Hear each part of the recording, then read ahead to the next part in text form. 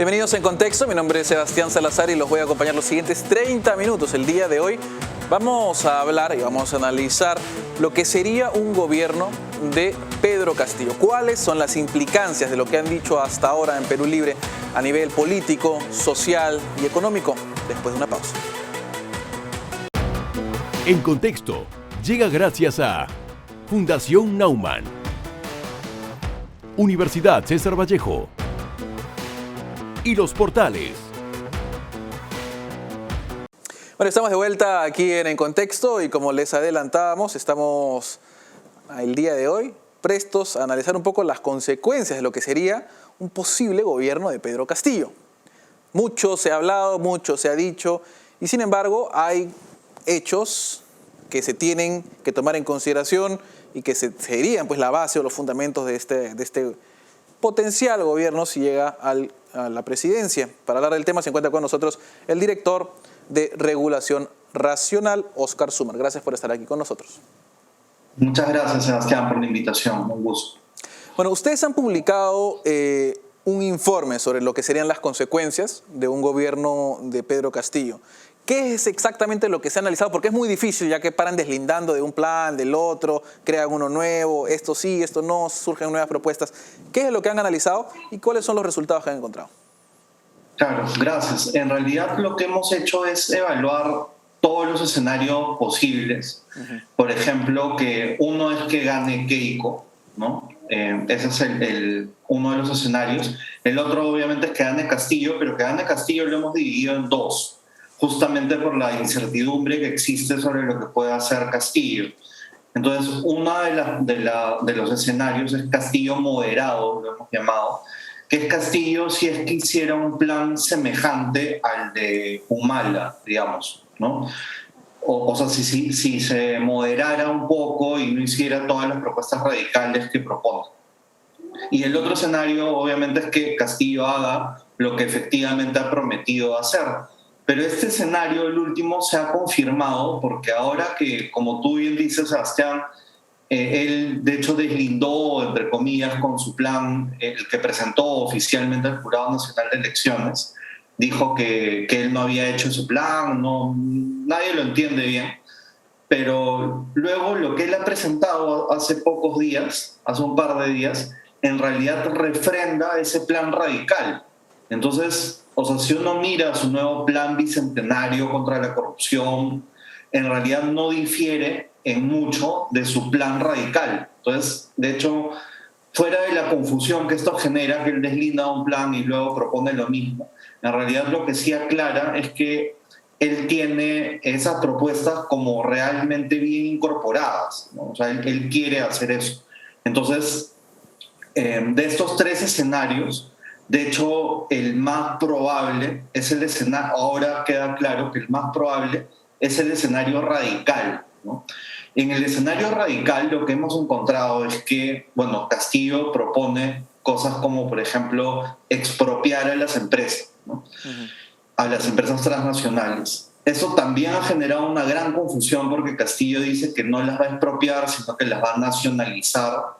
Y en teoría nacionalizar no es lo mismo que expropiar, pero en realidad yo, de hecho, ese es mi lenguaje del día a día porque yo veo el tema de regulación económica y en realidad ni en la teoría, ni en la historia, ni en el diccionario hay una diferencia entre nacionalizar y expropiar. Son sinónimos, es lo mismo. Entonces él lo que quiere es expropiar. Luego él lo que quiere es prohibir las importaciones, por ejemplo.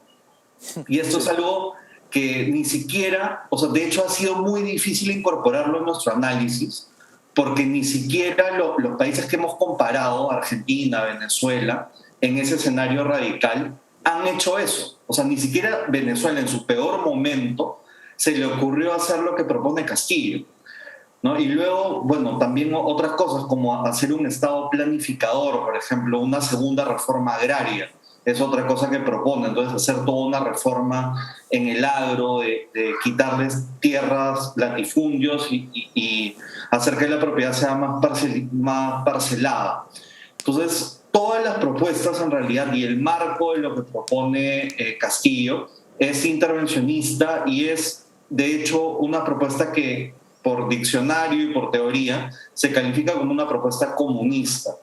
Y esto lo que hemos hecho en realidad, más allá de que todos teníamos la intuición de que un programa así te puede llevar a ser Venezuela en un determinado periodo, o ser una economía semejante a Venezuela o Argentina, nosotros lo hemos tratado de medir de una manera más exacta, basada en indicadores, en lo que ha pasado en Argentina, en lo que ha pasado en Venezuela, y desagregándolo más, o sea, como qué números llegaría, ¿no?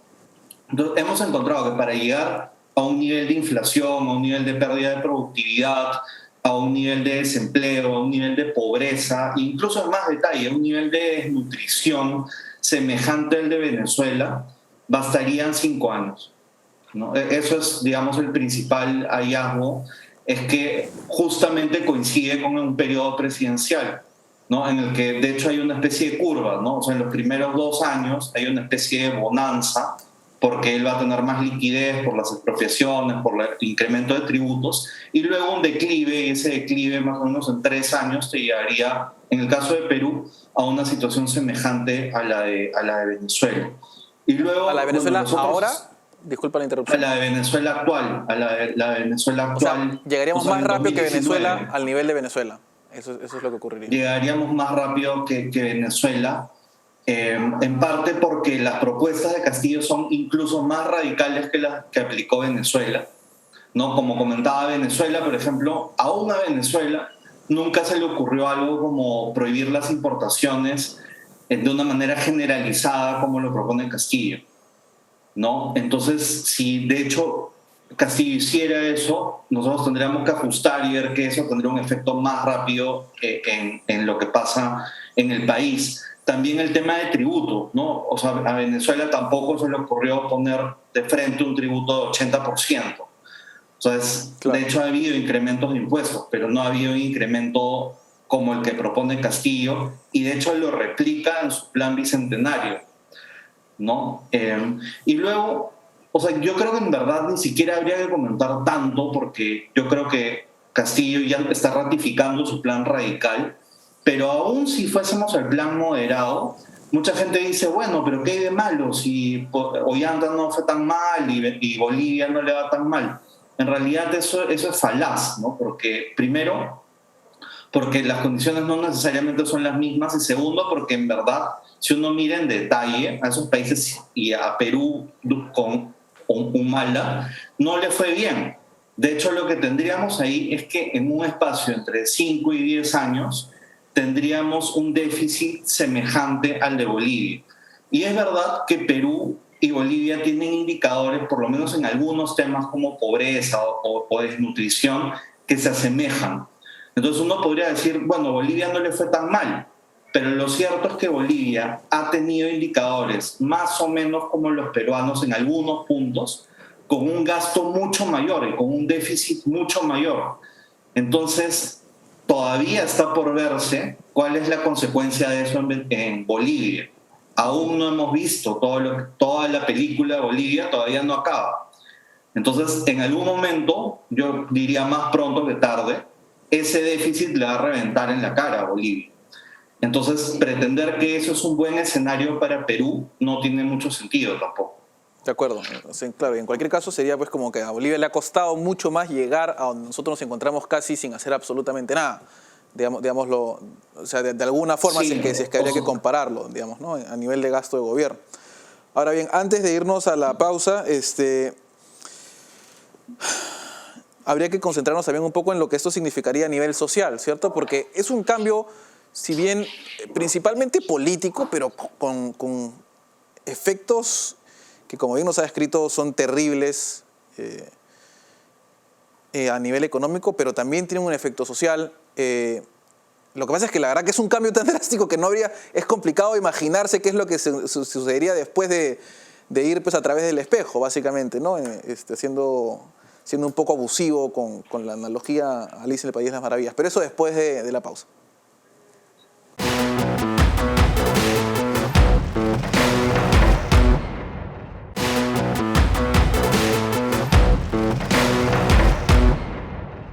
Bueno, estamos de vuelta aquí en Contexto y nos encontramos con el director de Regulación Racional. Estábamos hablando de las consecuencias la verdad, bastante trágicas, de lo que sería o significaría un posible gobierno de Pedro Castillo. Para eso está con nosotros, bueno, Óscar Sumar, justamente como lo presentábamos.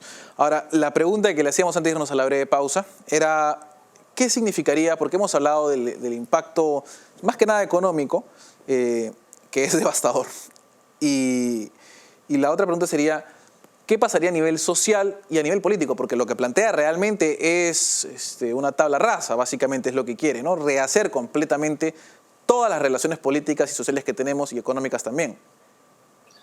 Sí, Sebastián, yo creo que ya estamos en un punto en el que hay que hablar sin pelos en la lengua y decir las cosas como son. Realmente la amenaza que estamos enfrentando es terrible.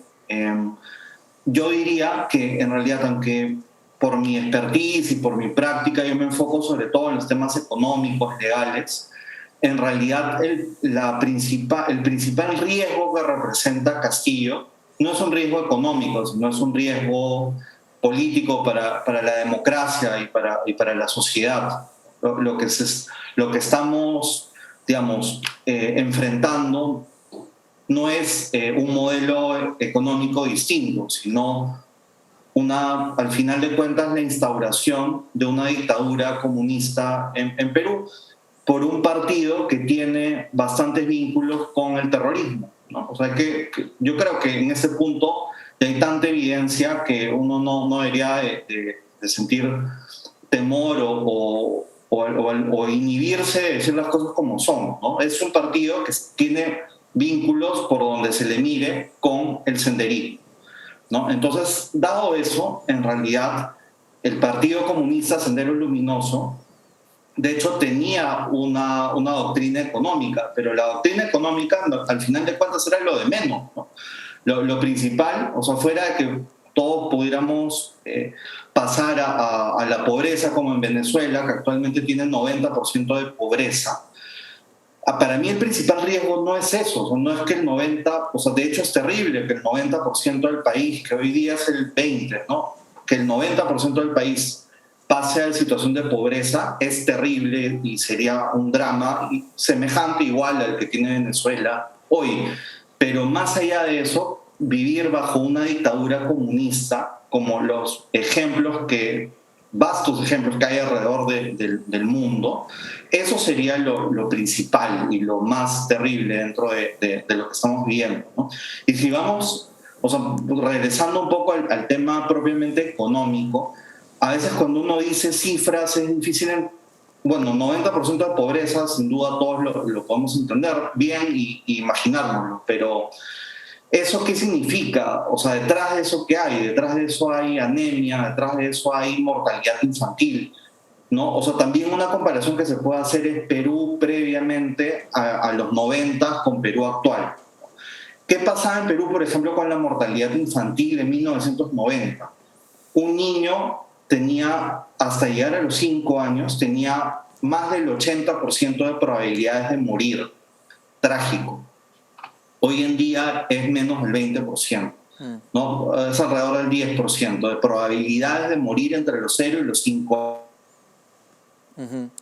Justamente, si tenemos que, creo que estamos teniendo un problema técnico en estos momentos, pero si tenemos que hacer la comparación, las cifras que nos está dando entonces, la probabilidad de 80% de morir es que de cada 5 mueren 4.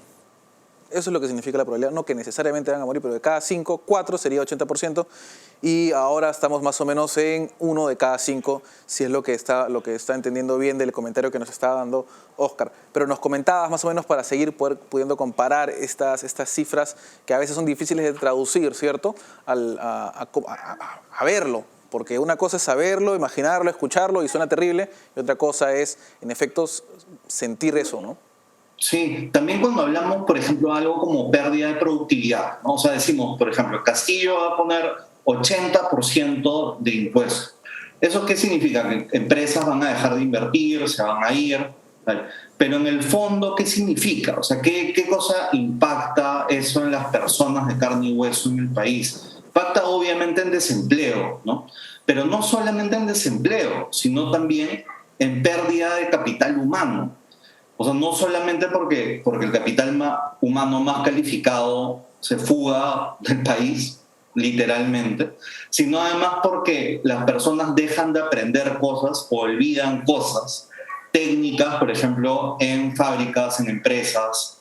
Entonces, lo que pasa es que tienes estos 10 años de blackout, digamos, y luego cuando regresas, no solamente es la dificultad de traer el capital de vuelta, sino que además no tienes capital humano, ¿no? Entonces, eso hace que además los efectos de una posible crisis como la que estamos describiendo perduren, ¿no? Y no tardes 10 años ni 20 años en recuperarte, sino mucho más. Claro, y de hecho eso es a veces también lo que ocurre, ¿no? Que uno no siente el efecto, o los países no sienten el efecto de las políticas inmediatamente, sino que hay un rezago, ¿no? Si algo bueno ocurre o hay una buena política, no la sientes hoy día, la sientes en 5 años, en 10 años, ¿no?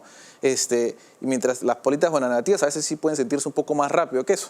Ahora, y para hacer una analogía, ¿no? Sería pues o sea, es el equivalente que se le está proponiendo a las empresas a que a tu sueldo se lleven el 80% y te quedes con el 20%, y claro, te ofrecen todo gratis, entre comillas, pero se quedaron con el 80% de tu sueldo. ¿Cuál es el incentivo para trabajar? ¿Cuál es el incentivo para invertir de una empresa en ese caso? Ahora bien, nos hablabas un poco de la situación, digamos, el cambio y cómo esto va a impactar. A nivel de instituciones, ¿qué significaría un gobierno, ¿no? O sea, porque tenemos instituciones, creo yo, por ahí una o dos en las que como que creemos, ¿no? Como que es lo que podemos rescatar, entre ellas el BCR, pues, ¿no? El MEF, con lo suyo, también tiene ciertas cosas positivas. Entonces, ¿qué ocurriría? Bueno, la SBS, te diría también, la verdad, hay varias otras, pero ¿qué ocurriría con estas instituciones que son como de alguna forma el ancla, sobre todo cara al exterior? Claro, lo que pasa es que en realidad nuestro modelo cambiaría radicalmente. Entonces, lo que nosotros tenemos hoy día es un Estado regulador. O sea, lo que tenemos es libre iniciativa privada. O sea, las empresas invierten, deciden qué producir, venden al público. Y el Estado tiene reguladores, ¿no? Indecopi, por ejemplo, que también es una institución que funciona bien, o la SBS, que has dicho, o en temas ambientales hay varios organismos que funcionan excelente, como la UEFA o SINASE. Entonces, tenemos un Estado que funciona a través de reguladores, sobre todo, que muchos de ellos, la gran mayoría, son instituciones eficientes, a veces exageran un poco como CIPTEL en su rol, pero son dentro de todo instituciones eficientes. Luego, con Castillo estás hablando de nacionalizar, entonces ya no, y de planificar, de hecho lo dice en su plan bicentenario incluso, en su plan moderado, entre comillas. Entonces, pasas de ser un Estado que regula la economía o el mercado a un Estado que directamente realiza funciones o decide quién es el propietario de los activos, que es literalmente, o sea, la definición, digamos, del comunismo o de la aplicación de las políticas comunistas, ¿no? O sea, no del ideal del comunismo, pero sí de la, digamos, de cómo llegas, o en teoría cómo deberías llegar a un Estado comunista, es con el manejo del Estado directamente de los recursos y de la planificación. Entonces, en ese escenario, los reguladores ya no existen, ¿no? Lo que tienes es un ente que se dedica a la planificación, que es lo que había, por ejemplo, con Velasco, ¿no? Bajo Velasco había una especie de ministerio de la planificación, pero no habían reguladores, porque no habían empresas funcionando como funcionan hoy día en Perú. Entonces, de hecho, sí sería trastocar completamente nuestra organización de Estado o de la relación entre el Estado y la economía, donde hoy día los privados tienen, digamos, la iniciativa, son lo principal y el Estado de alguna manera está subordinado a la actividad de los privados. Lo que quiere Castillo y su gente es cambiar, girar 180 grados y que el Estado sea el que tiene el protagonismo. Para Castillo, y de hecho lo dice en su plan bicentenario, Estado y pueblo son como sinónimos, ¿no? O sea, si el Estado hace algo, lo hace a nombre del pueblo. Entonces, es el pueblo, el Estado, el que tiene la capacidad de decidir, de manejar los recursos. Y los privados, que para él no son el pueblo, no sé qué, los privados están subordinados a lo que quiera el Estado / el pueblo. Entonces, es medio confuso, pero yo creo que una vez que se entiende que Cuando Castillo dice pueblo, en realidad a lo que se refiere es el Estado, porque para él, de alguna forma, él encarna al pueblo. Entonces ahí se entiende que cuando él dice que va a planificar la economía por el pueblo, se refiere a que el Estado va a tener el control simplemente. Entonces, más allá de disquisiciones teóricas, no es difícil calificar a Castillo como un comunista, ¿no? Un comunista que quiere que el Estado tenga el control sobre los recursos en el país y los privados estemos subordinados a él, ¿no? Es básicamente lo que él busca. Entonces, yo creo que también no hay que despreciar lo que tenemos. Lo que tenemos es avances económicos, institucionales. De hecho, Perú está hoy día 1000 veces mejor de lo que estaba en 1990. Eso a veces no lo terminamos de apreciar. Lo que quiere Castillo fuera de un cambio, no hay ningún cambio. Lo que quiere hacia adelante, lo que quiere es regresar al punto en el que estábamos en 1990, que es un punto terrible, en el que teníamos terrorismo, teníamos hiperinflación, teníamos un nivel altísimo de pobreza, y esa es la propuesta de Castillo. Quiere regresar a los años más oscuros de nuestra historia. De acuerdo. Muchísimas gracias por esa entrevista, y con eso, además, con esa reflexión final vamos a terminar esta entrevista. Muchas gracias, Oscar. Gracias. Nos vemos seguramente en otro momento. Vamos a una pausa y volvemos con una reflexión final.